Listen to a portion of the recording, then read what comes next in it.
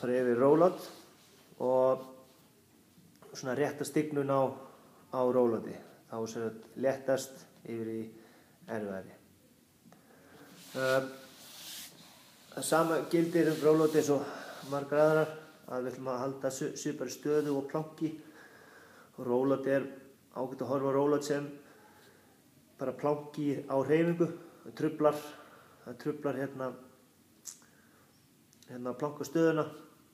Þessi hreyfingu þess vegna svo mikilvægt að ná að halda góðri stöðu. Þannig að ef þið eruð ekki góð í bara venjulegum planka, þá eru þið mjög sennilega ekki tilbúin í þessa æfingu. Ég byrja á boltanum. Þannig að ef ég ætla að gera hana auðvelda, þá myndi ég hafa boltan nálægt mér og þá bara rúlla ég hérna út. Ef ég vil hafa hana erfiðari, þá hef ég boltan lengra frá mér og rúlla lengra út. Eins og ég sagt áður, draga inn kvið og spenna rass. Svo getum við farið í stöngina, þá myndum við vilja kannski hafa hærri stöng áður við förum í lægri stöng. Þannig að við séum aðeins hærra frá gólfi. Og þá bara sama, draga inn kviðinn, spenna rassinn og strjúka út.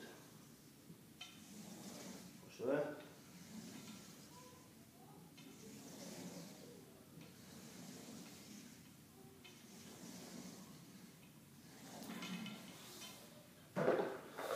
Svo rúllan við svipaðir með þessi, þetta er svo lág stöngin og þá myndum við fara hérna.